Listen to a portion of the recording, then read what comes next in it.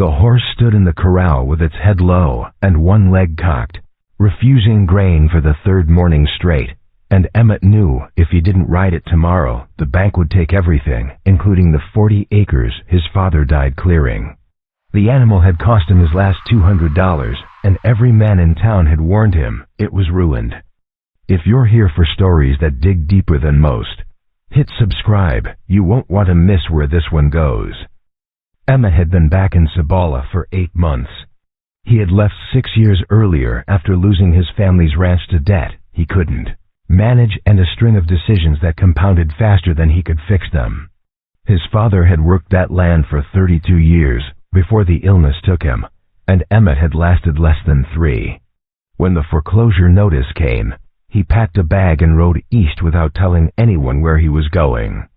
He spent those years working cattle drives, breaking horses for outfits that paid in cash and asked no questions, and sleeping in bunkhouses where no one knew his name or cared to learn it.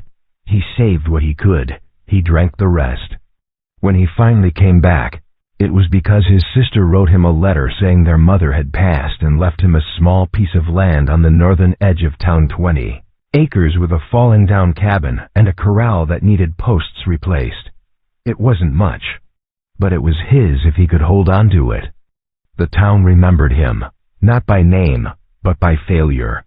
Men at the mercantile didn't look at him directly. Women crossed the street when they saw him coming. The banker, a man named Howell, had made it clear that Emmett's credit was no good and his word even less. When Emmett walked into the land office to finalize the deed transfer, Howell was standing at the counter. He looked at Emmett for a long moment, then turned back to his paperwork without speaking. Emmett bought the horse from a livestock auction in Tres Piedras. It was a 10-year-old bay gelding with a scar across its shoulder and a reputation for bucking off anyone who tried to saddle it. The auctioneer said it had been a ranch horse once, well-trained and reliable, until something spooked it badly enough that it stopped trusting handlers. No one knew what.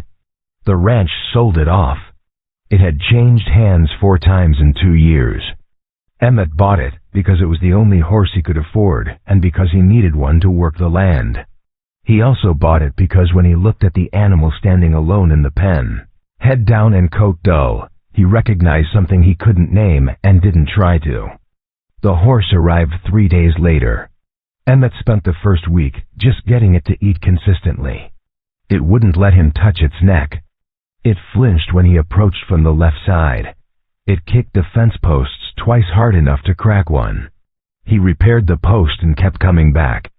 By the second week, he could brush its shoulders. By the third, he could pick its hooves if he moved slowly and kept his voice low. The horse still didn't trust him, but it stopped retreating every time he entered the corral. The problem was time. Emmett had borrowed money from a man named Caleb Wardell to repair the cabin roof and buy seed for a small crop of hay he planned to grow and sell.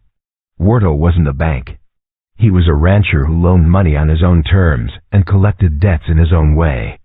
The agreement was simple. Emmett would pay back $400 in 4 months, or Wardell would take the land. The deadline was 9 days away. Emmett had $220.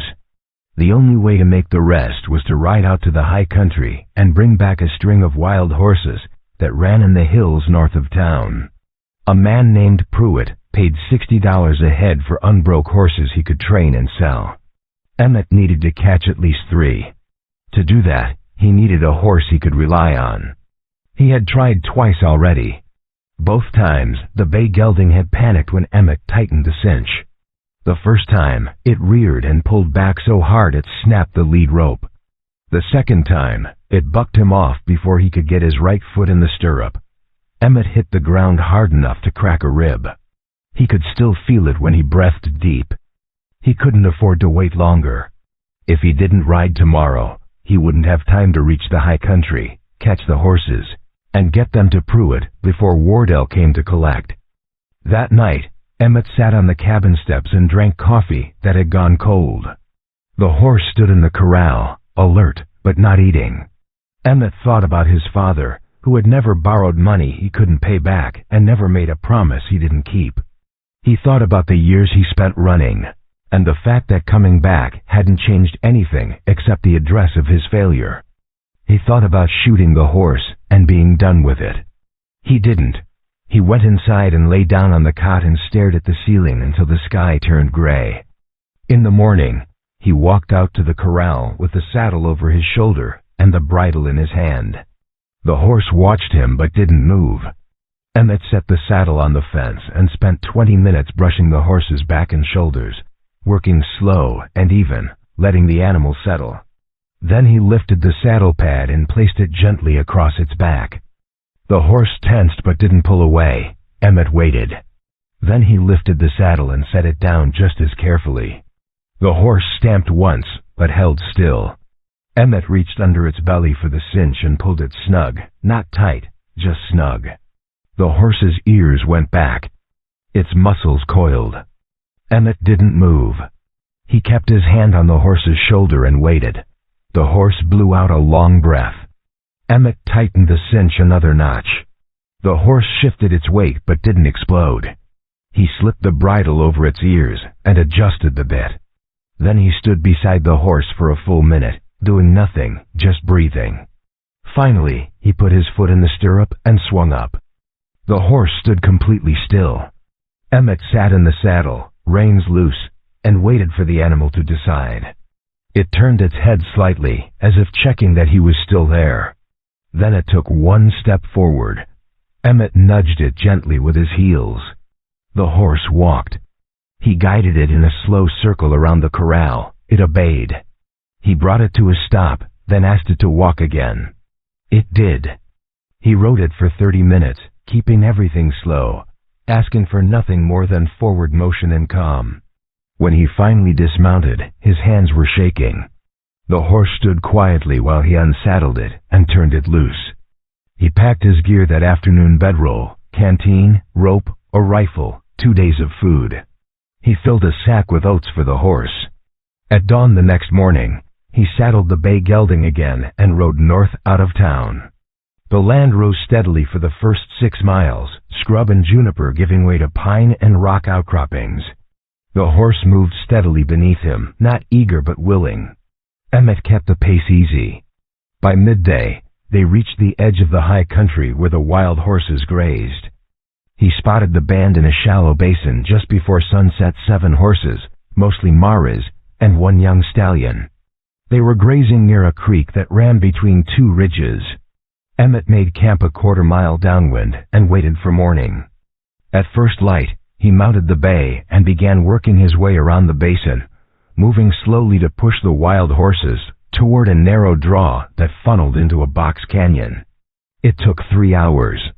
The wild horses spooked twice, scattering into the trees, and each time Emmett had to circle wide and bring them back. The bay gelding responded to every cue, reading the wild horses' movements and adjusting without being asked. By noon, Emmett had 5 of them trapped in the canyon.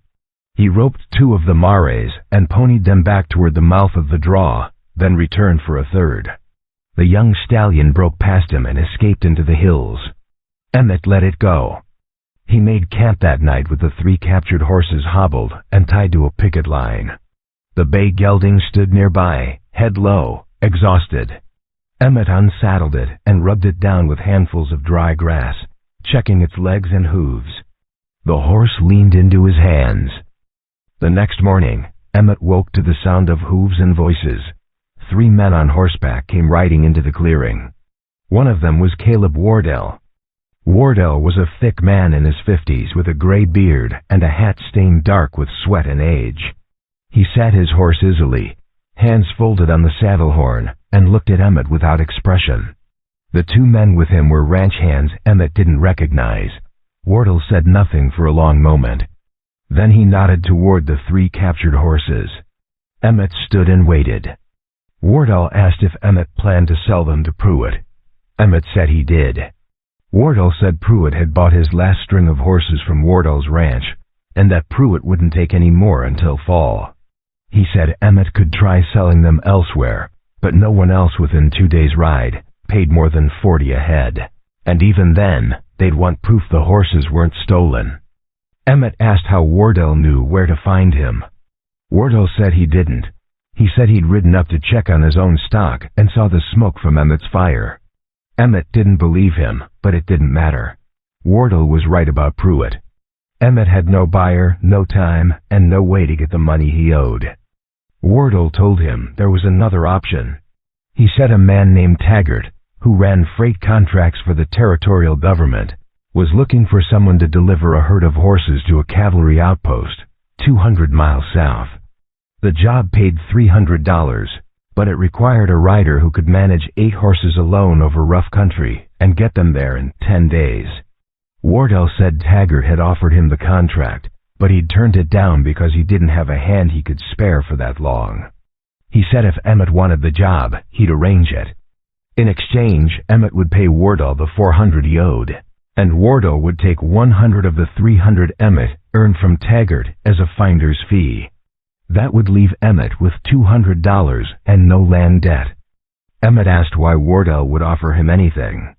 Wardell said he didn't care whether Emmett succeeded or failed, but he preferred getting paid to taking land he didn't need. He said Emmett had until sundown to decide. Then Wardell and his men rode off.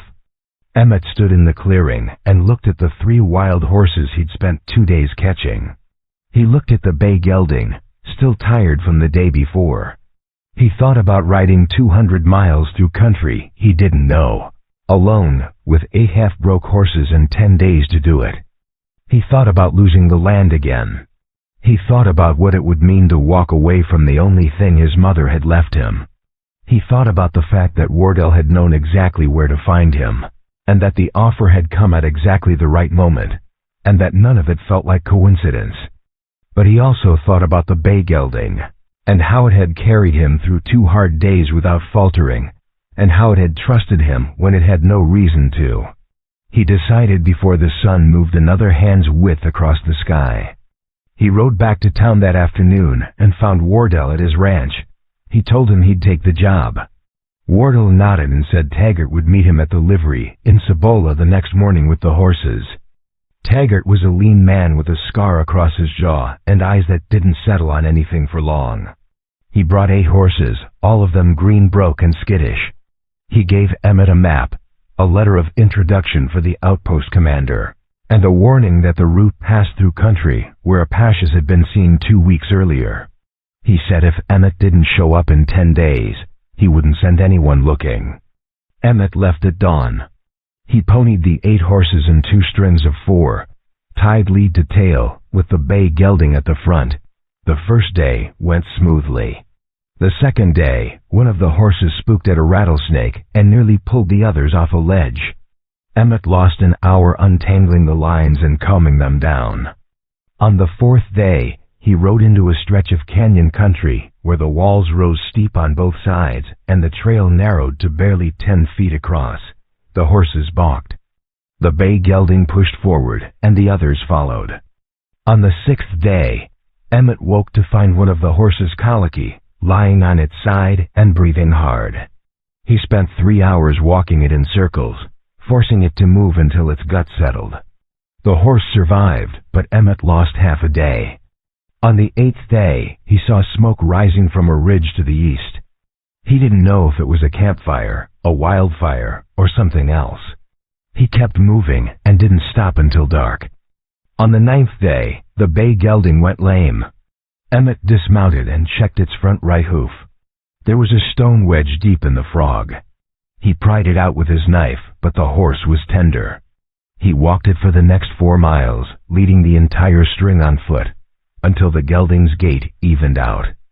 On the 10th day, he reached the outpost 2 hours before sunset.